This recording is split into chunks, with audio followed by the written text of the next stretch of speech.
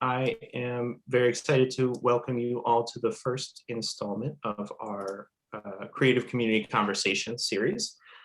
This series is part of our programming related to our recently launched graduate minor.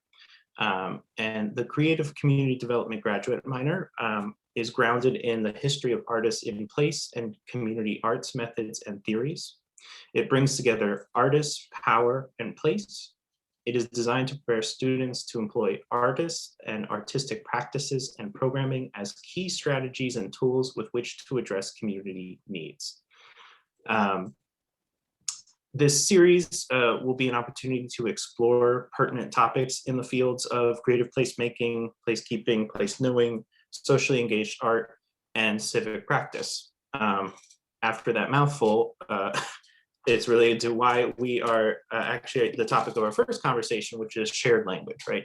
So as we were thinking about what would be a great first topic, we were thinking of how one of the first things that will help in the knowledge sharing and the discussion around these fields and this practice at the new school, where we have multidisciplinary, we have people from incredibly diverse backgrounds and artistic backgrounds and different sectors, is this idea of shared language and how we can communicate the work we're doing.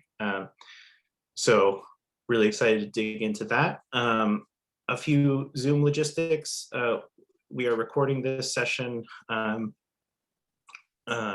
for educational purposes. You know, if you prefer not to be seen, feel free to turn your video off and change your name. And also, I believe you're all muted for this first part of the event, and it would be great if you could stay muted, and then there will be a time at the end for a conversation when you can unmute. So let me go to the next slide. So here's the agenda. I will finish up my introduction in 2 minutes, and then we'll have a presentation from our presenter, our guests. And then we'll have a conversation between Pablo and Lydia, our two guest speakers. We'll have time for a little break, and then the last half hour, we'll just have a really informal conversation about what was spoken, what was talked about, or other topics that we want to talk about. So really informal, just a way to talk and converse. And so with that, it's my pleasure to hand it over to Program Director and Assistant Professor of Arts Management and Entrepreneurship at the College of Performing Arts, Pablo Helguera. And I will stop my screen share. Thank you so much, Alex. And I want to thank also Maggie Kusher, who has been so welcoming along with Alex and supportive as I joined the COPA community. And also thanks to Lydia, who is a great colleague and who has agreed to be part of this first conversation. As Alex mentioned, we are hoping these conversations will just bring the entire COPA community together to discuss topics that we care about, connected to our practice, to the topic of creative placemaking, civic practice, and how we go about producing our projects using shared values and or shared interests. I'm going to share my screen.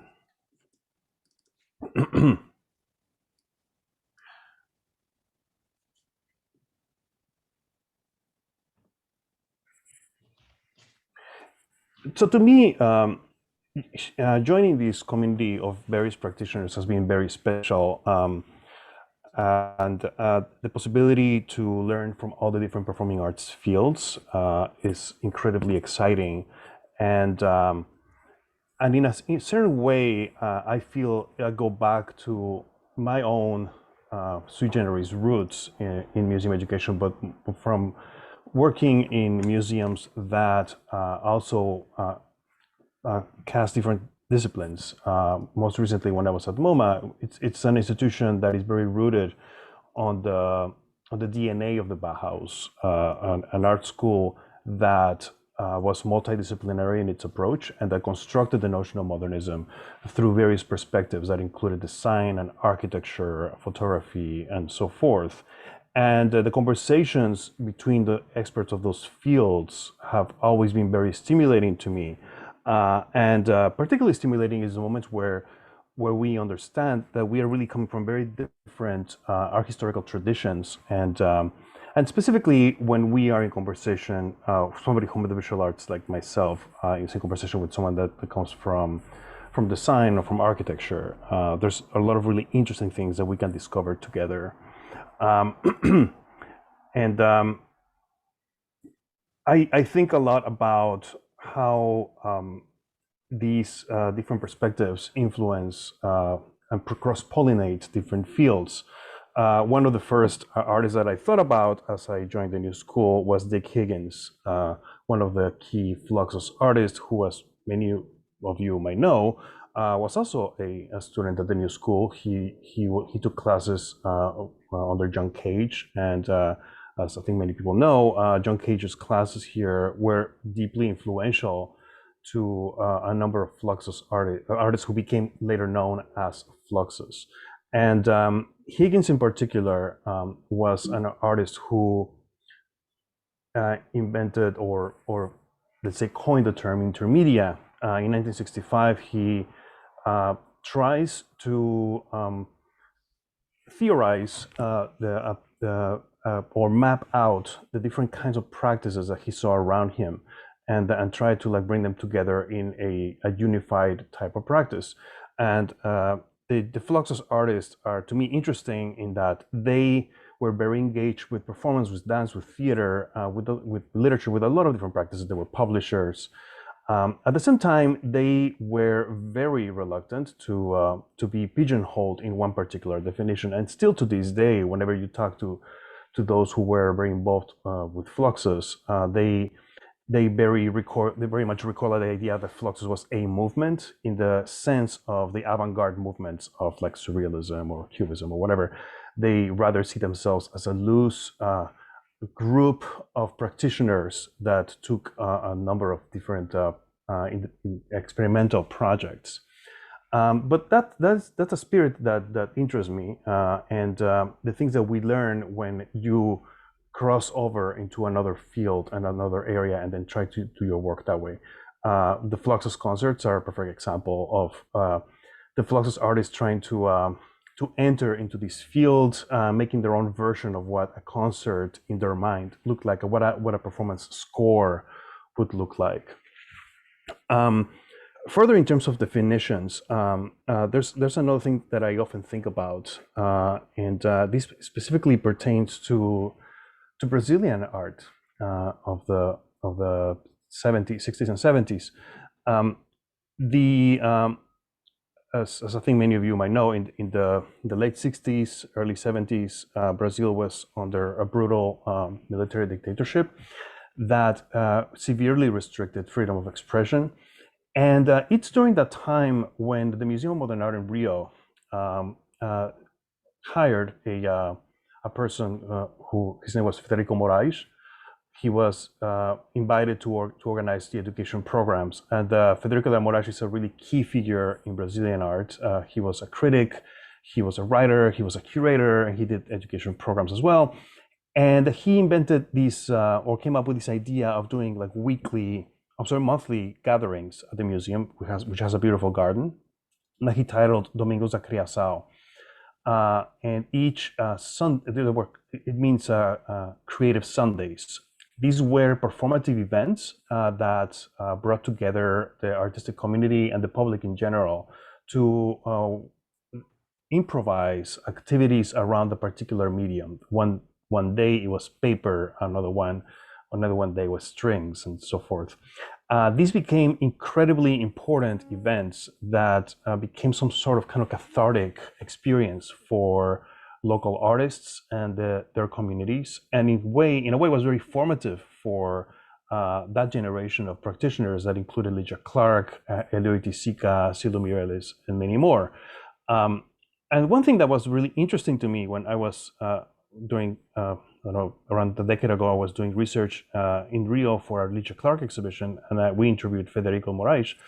He was very adamant that he didn't really care about terms. He basically didn't consider himself either a curator or an artist or an educator. He was like all those things at the same time, all rolled into one. For me, it was very striking because I did come from a very American tradition where you are within your own discipline, and crossing over, it's not that seen as that great. Like you specialize in your field, and then you don't do other things.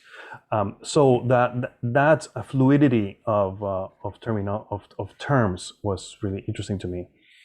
I also reflect on the ways in which we have dealt with terminology in the field of social practice. I am lucky to belong to a generation of artists who started becoming very engaged with these topics in the early 2000s, which was a period during which, even though we have always had terms like community art, public art, political art, the specific designation of social practice was still not fully articulated at the time. And there were like two moments that were important for us.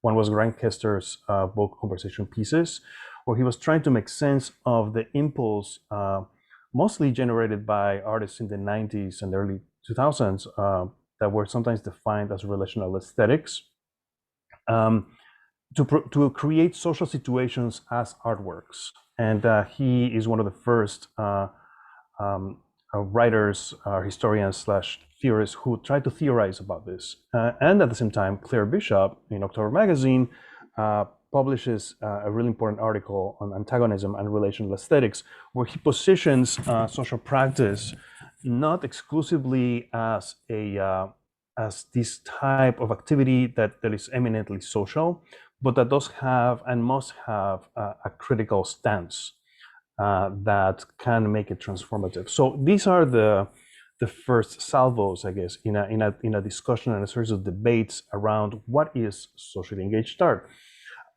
In my mind, the maintaining the term art was important because I felt that the use of social practice as a term perhaps unintentionally tried to distance whatever we were doing from what might have appeared as like a very kind of elitist sort of practice or exclusionary practice of art as something only created and by and for the elites. So these are just basically initial conversations that over the years have evolved in a variety of ways. One of the ways has been the approach that Tania Bruguera, a good friend and an amazing artist, has taken by coining the term arte útil, the idea that art should be useful, and that in a way social practice art in a certain way is an art that is not about representation of something, but it is the thing that the action in the world is the work. And Tania, in her own universe that she constructs, she also offers the possibility to create some kind of lexicon around this practice through her Museum of Arte Útil, where she creates in a very kind of a Marcel Brothers type of way as some sort of configuration or universe of definitions, not dissimilar, I guess, to de Keynes's idea of creating an intermedia sort of map, which I find very interesting. But in terms of shared languages from different disciplines, is something that I have always been very intrigued by, because I do think that there's a lot to be learned from parallel experiences that we have in different fields, and the sometimes the discrepancies or the misunderstandings that we have from one field to another can also be productive and interesting. I organized a conference a number of years ago called Audience Experiments that tried to explore a little bit those issues, bringing together performance artists that came from a tradition firmly rooted in the visual arts with the theater-based artists who were engaged with post-dramatic theater or doing other kinds of experimental work. Hannah Hurzig is an example, whose Mobile Academy is this wonderful project that invites participants to join very short sessions of learning with the different specialists for a few minutes at a time. And of course, Andrea Fraser, a major institutional critique artist who has in her work often co-opted or appropriated the language of the museum educator, of the museum director, and by creating a parody and a critique of the hierarchies that exist in the art world. What was interesting to me was that these two worlds so seldom talk to each other, and that even though the kinds of experimental practices are so similar in many different ways, the histories that they respond to or that they are deriving their ideas from are different. And sometimes there might be skepticism from both sides. But I find that really, really interesting. In recent years, there has been a lot of interest from different scholars and different thinkers to bring together this diversity of meanings from different practices. And I think I'm thinking of Shannon Jackson, who is chair of performance studies at Berkeley, and the project that she developed with other scholars titled In Terms of Performance. It's some kind of online lexicon that invited many of us to contribute to, basically creating like a mini encyclopedia where we would write entries connected to terms that are very much connected to performative practices like composition, documentation, ephemerality, and so forth. And it's a really interesting project that was produced by the Pew Center of Arts and Heritage and Berkeley that I highly recommend to check out at some point. And this is just a conversation, so I'm simply sharing a few thoughts and ideas. I wanted to just merely conclude by saying that the contrast and the parallelisms and divergence of understandings, of course, apply not only to our immediate surroundings in the United States, but it also unfolds internationally. And because I am originally from Mexico and I'm very engaged with the Mexican art world, I think a lot about how these terms apply or do not apply to the cultural political discourse of those places. Like social practice, for example, is not a term that is like widely employed in Mexico. And performance art was not really a term used that much. It was rather arte acción, and conceptual art was instead arte no objetual, and so forth. And I think of the legacy of another artist who was also briefly associated with Fluxus from Mexico, Felipe Erenberg, who recently passed away, who saw himself as a neologist, someone who was someone in between disciplines, someone who saw his practice as being transgressive in the sense that it would not subscribe to any particular definition, and instead was involved in creating new definitions, which I always found very interesting.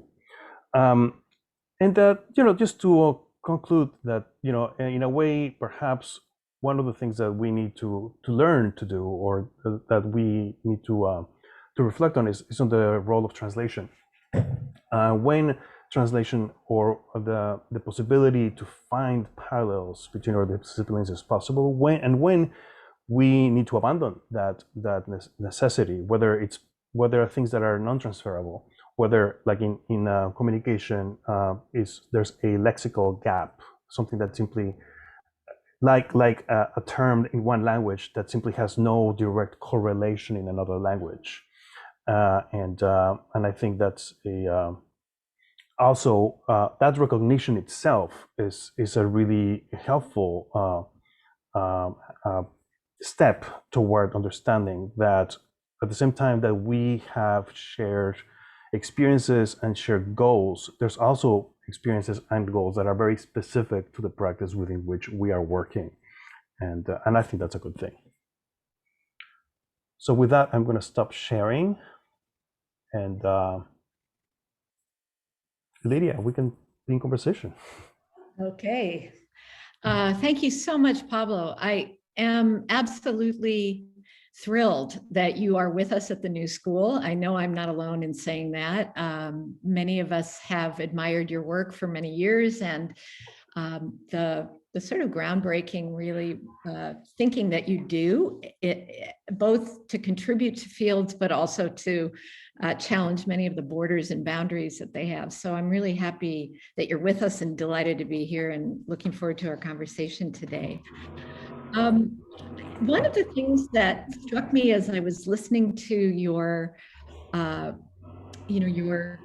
introduction was that, there is this really important desire to address the politics of language in what you were saying and the practices of it, both in the sense of, like, when you were giving examples of Erenberg or Moraes, this desire, and I think many artists share it, not to want to be categorized or ghettoized or kind of reduced to a singular term.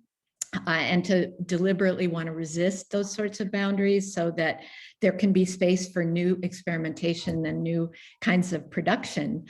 So on the one hand, I understand the strategy, if you will, to sort of resist the authority of terminology, regardless of which discipline it might come from. And on the other hand, I was thinking about how there's also a politics of wanting to insert new language, or when you realize that the language that exists is inadequate somehow to really capture or embrace or include practices that have fallen outside of it or that have deliberately gone outside of it. So I was thinking a lot about in the early 1990s when I was starting to teach at the California College of the Arts, and Suzanne Lacey was there at the time, trying to kind of start a space for socially engaged practice.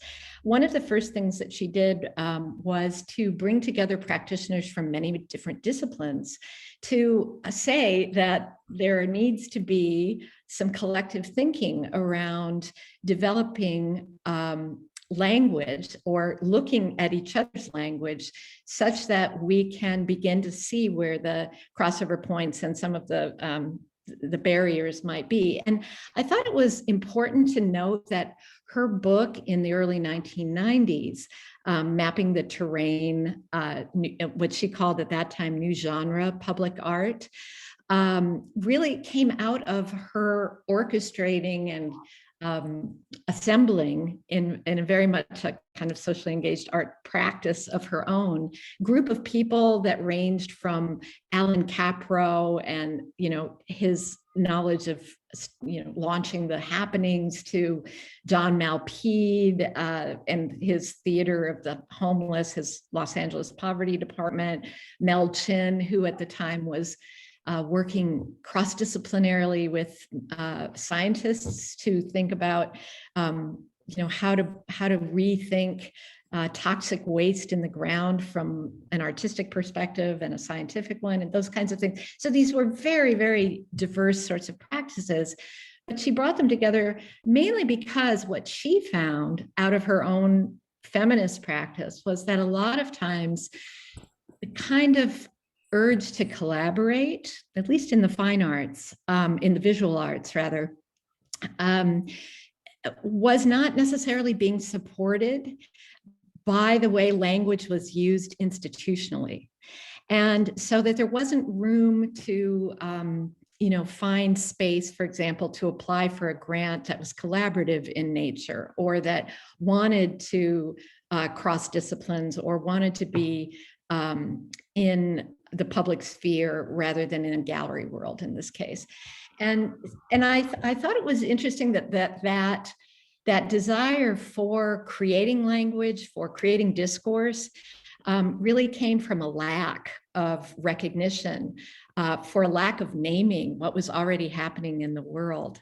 So I think that there's also, interestingly, it even kind of goes back earlier than the early 2000s, but this desire by the 80s to say, we know that since the 70s and earlier, even much earlier, there have been a lot of these kinds of urges that artists have felt to challenge boundaries, challenge language, challenge the lines between audience and maker, but there hasn't been a way to talk about it. And so I just, I wanted to throw that into the mix as well, because I think that is another kind of way in which the politics of language can be used to exclude and marginalize many kinds of practices that actually need language to be talked about and supported in financial and institutional ways. So I wondered about that in relation to some of the things that you were talking about, if you had thoughts on that. Thank you. Yes, I have a lot of thoughts, but I'll summarize them in three categories. First, I think when you first started to mention, absolutely, I believe that there's a political aspect to the act itself of defining. Because as many artists rightfully recognize, that idea of being defined in some particular term can be constraining, right? And that's why I think many artists would not say, well, I'm not a minimalist, I'm not a post-minimalist, I'm not this or that, because they feel that they once they are pigeonholed in one place, they can't really move anywhere else. But the more serious political aspect of defining does respond to authoritarian governments. Like this right now in Cuba, for example, there's a law that was passed that basically stipulates that you cannot be an artist, you cannot call yourself an artist if you are not approved by the government. In other words, like definitions are the ones that give you the accreditation to do something. You cannot be a journalist, you cannot be an artist, and artists right now are fighting that. Of course, they're like there's a huge movement to really critique that idea that you cannot call yourself something in particular. But it unfolds in many different ways. Like an interesting example, again from our history, is a famous lawsuit that took place earlier in the 20th century with Brancusi, who sued the United States. It was called Brancusi versus United States, when he participated in an exhibition organized by Duchamp, and his sculpture was taxed by the customs agent because he thought it wasn't art. And if an artwork entered the United States, it will not be taxed, but if it was a bunch of metal, he would tax it. So it was not so much the money, but it was the principle of like the customs agent who he thought he was an artist said, well, this is not art, so therefore I'm taxing it.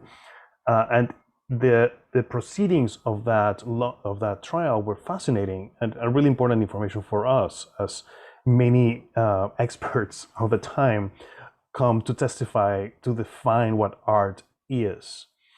And it's just a fascinating event that ends up like with Brancusi winning and officially becoming an artist, right? So that's really interesting. But second to mentioning Suzanne Lacy, who is an artist who I so much admire, I think one thing that's really great about her, many artists like many feminist artists like her, is that there's a level of humility in recognizing the experiences of others, even if they are not experts in your own field, and to value that experience, and show that there's many things that we do not know, even if we are very much experts in our own field. There's many things and many aspects of human experience that we don't recognize, as well as aspects of other expertise areas that we do not normally recognize, and within our own universe we may not value at the time. And that recognition becomes really important in also enacting some critique and self-assessment about your own practice. And lastly, I would just want to mention that when I wrote a book titled Education for Socially Engaged Art, which was it really stemmed from these reflections because in those early years of social practice, I felt that there was not enough a critical lens to properly evaluate the things that artists were doing.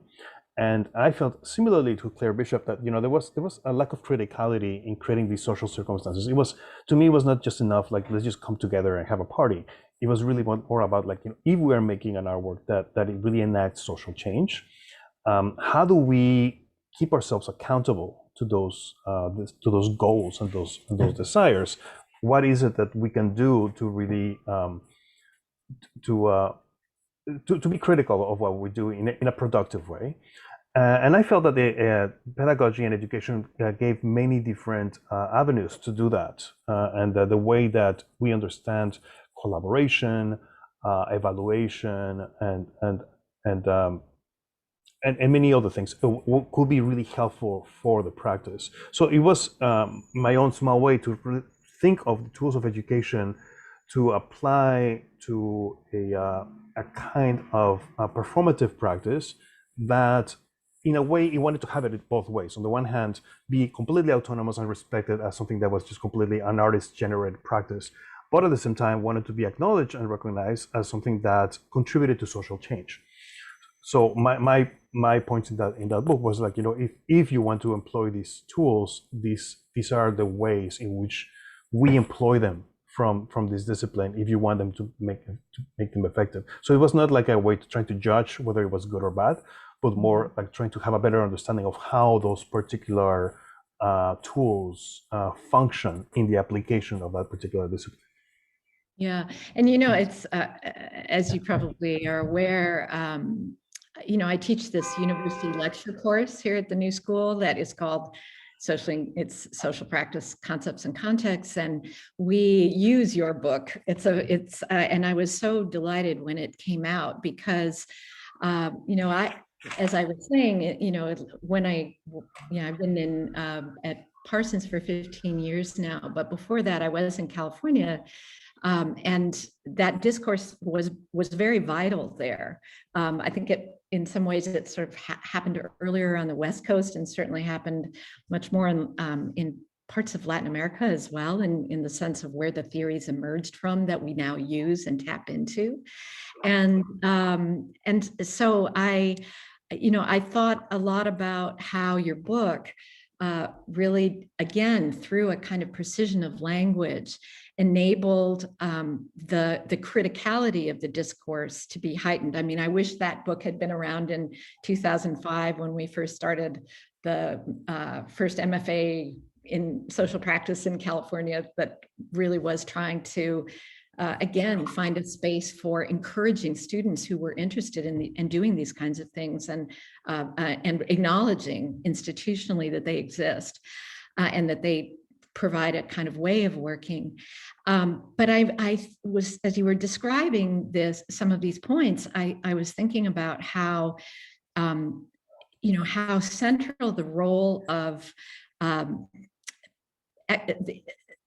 kind of challenge to what the notion of expertise means, regardless of its disciplinary root in a way, and how important the ideas of Paulo Freire and the notion of radical pedagogy is, again, coming from Brazil. And that's why I say so many of these things seem also to, a lot of the useful language comes out of Latin America. But I wonder if you could, if maybe we should explore a little bit about this idea of how the ideas of radical pedagogy are useful and or limiting in thinking through the dynamics and the forms that socially engaged art practice take.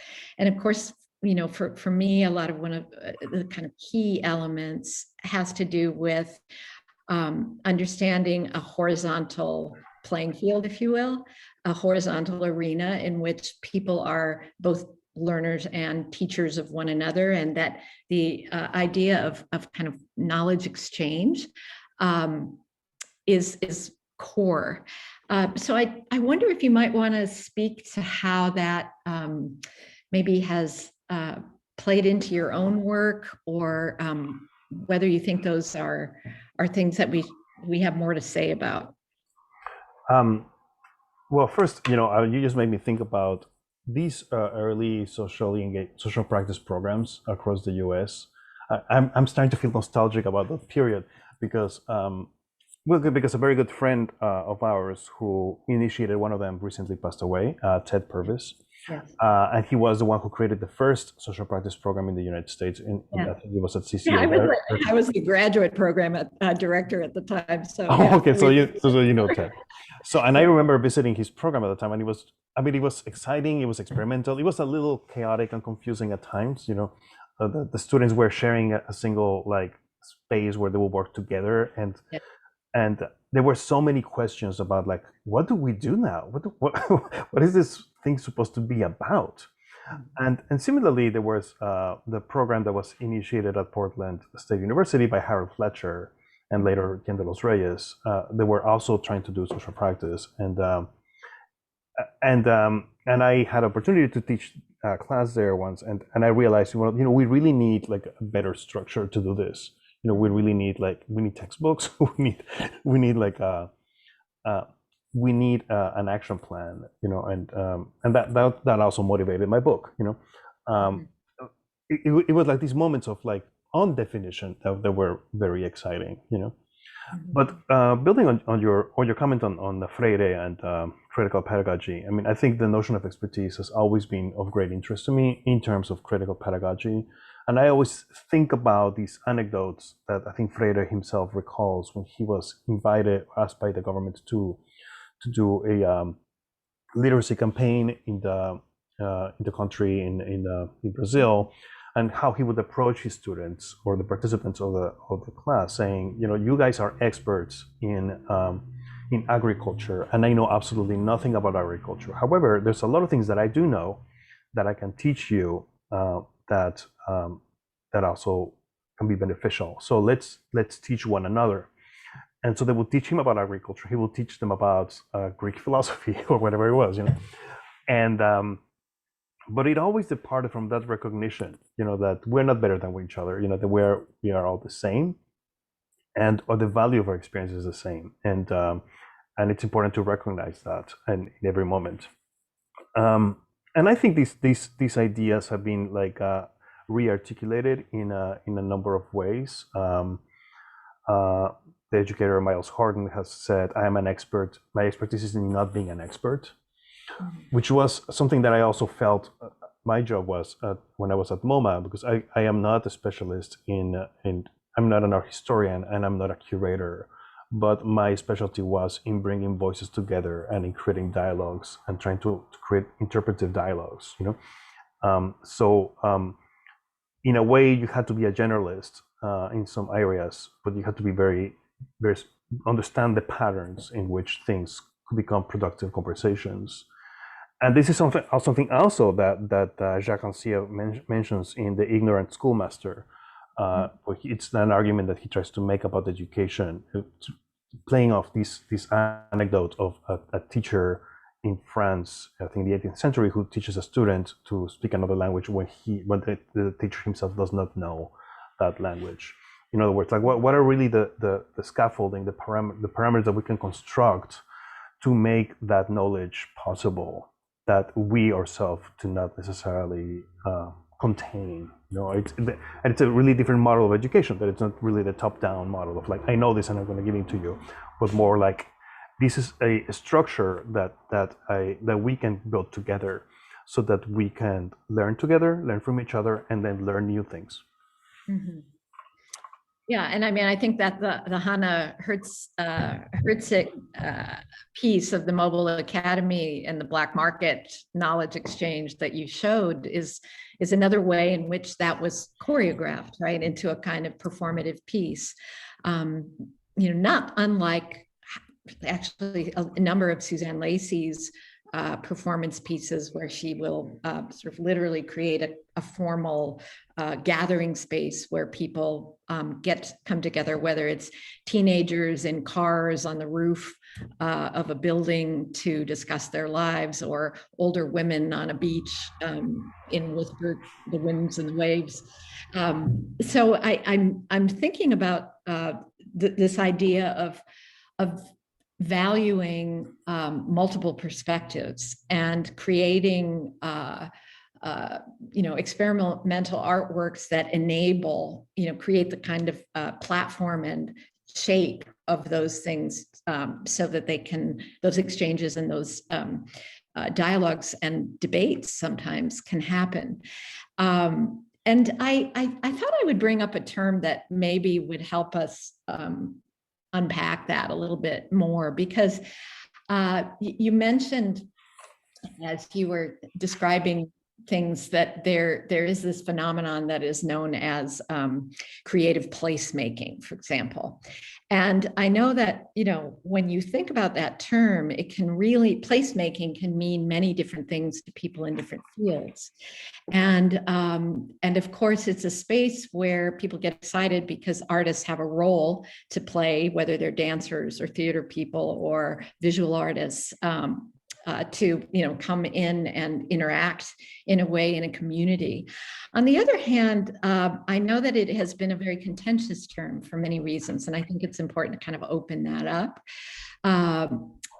In that, there are many people who believe, and I know at Parsons it's a big issue, that this is really a kind of ethical condition of how you go about making in a place, and why you think you have to make a place rather than understand that the place has already made itself, and that there are makers in that place already who are experts and who have something to share. So rather than importing a kind of artistic practice and quote unquote improving a place, because oftentimes these places have really suffered under social and political neglect. What does it mean to come in and really listen and find out what's already there, so that if there's a kind of activity, it's one of facilitating or amplifying voices and activities that exist in a place, not making it, but in the sense of inventing it or importing something to it, but rather working strategically within it. And I think about Rick Lowe's project Row Houses as an example of this. And I know that you know that project very well, of thinking about how he very much sees this as an artistic practice of his, one that was actually inspired by Joseph Beuys and the idea of doing social sculpture.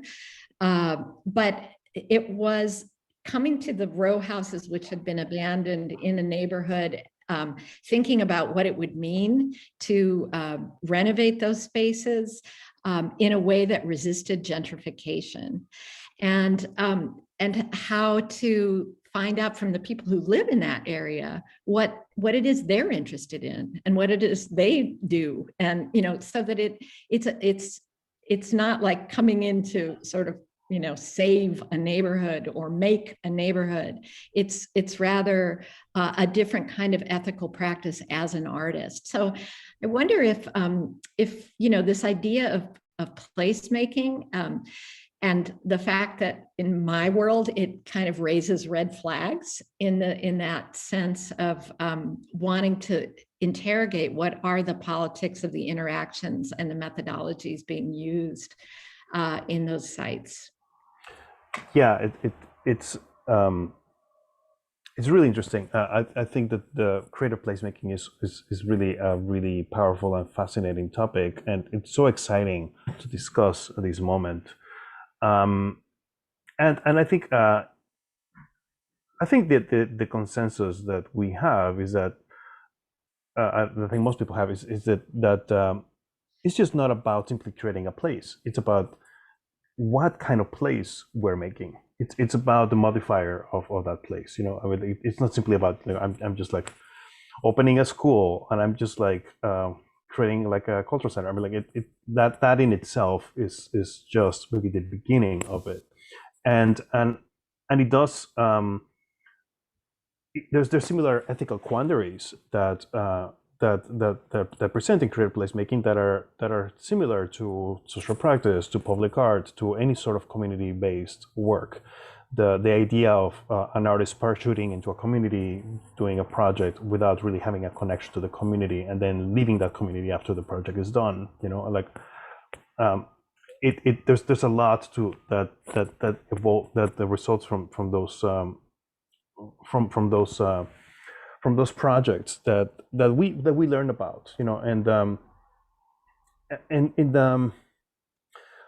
what I would say is I think there's much to learn from past similar projects or creative impulse by different artists who have done projects of this nature. There's still a lot of different perspectives that need to be shared, and we are learning how to construct also a critical lens of how to make projects like this successful. And I would say that, and going back to the terms of definitions, it is important to also be comfortable with the idea that one project can mean many different things. Mm-hmm. And I mean, I speak from experience because, you know, I did a project that is a bookstore of used Spanish language books that has been traveling throughout the country.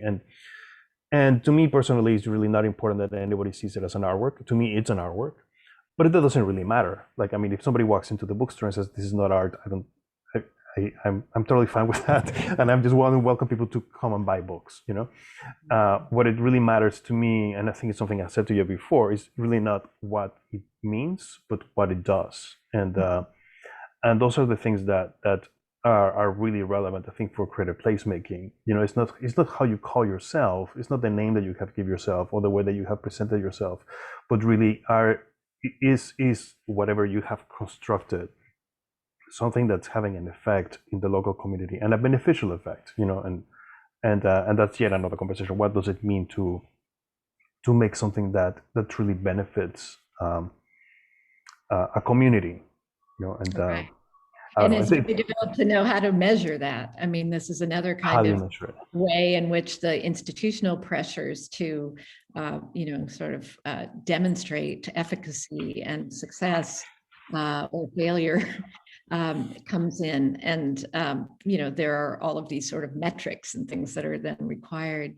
But I agree with you. I think it very much has to do with how it, what its impact is.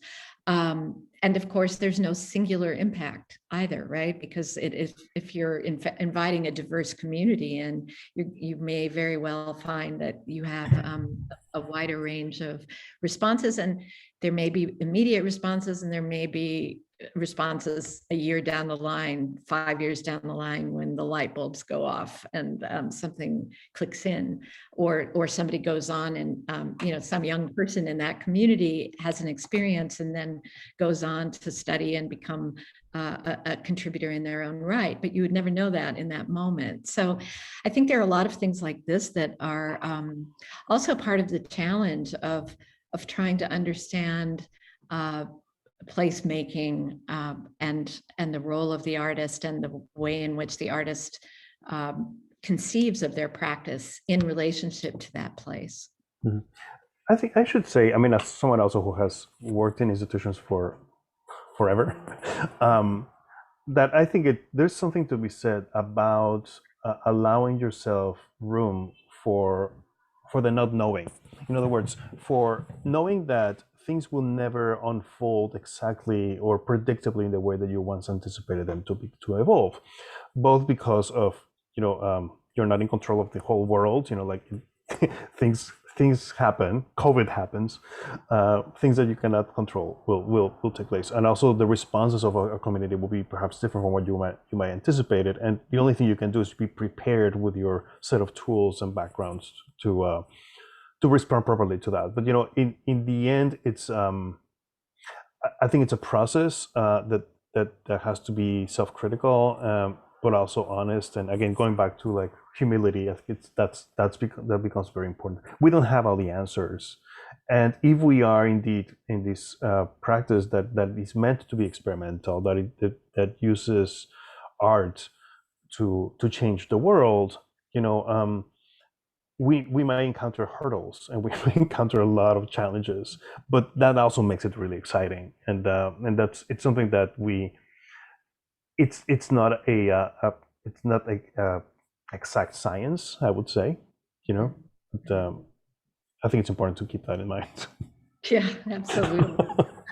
And as you say, I mean, the meaning of, kind of looking at projects over time and understanding that the meanings will change. It reminds me of the way in which, we have Raymond Williams keywords, right? We use there are these terms that we forget actually have a history of changing and transitioning meaning depending on the political context of any given moment and the needs of that moment. So I think it's our work is never done, right? And part of the challenge is to, in a way, break down the silos so that we can see what is happening in multiple areas, not only within the new school, but in different kinds of fields, to sort of talk about whether or not these things are challenging our own ways of thinking about practices, or challenging us to reimagine how we use a term, so that like Raymond Williams examples, there might be one meaning in one epic and another meaning in another, and that transition between those changing definitions are very important to be conscious of. I appreciated also even you talking about like looking nostalgically at sort of the early messiness of trying to even create space for a conversation like ours to take place today. That, it felt very different in that moment than it does now looking back on it. And yet there are perhaps some valuable things to revisit that in this desire to sort of pin it down a little bit more, or make it more official, or make it more legitimized, or fundable, or whatever that, the forces might be. There's, to remember how to have those blurry definitions work for us, as well as assume that they're working against us. So.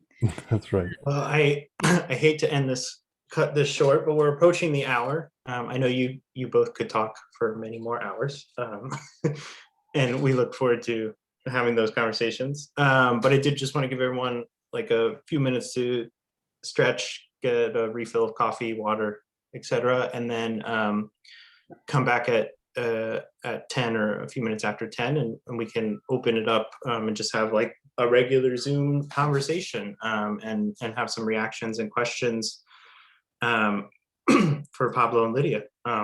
Thank you so much for that conversation. I learned a lot. I wrote a bunch of names and books to read and write and read about.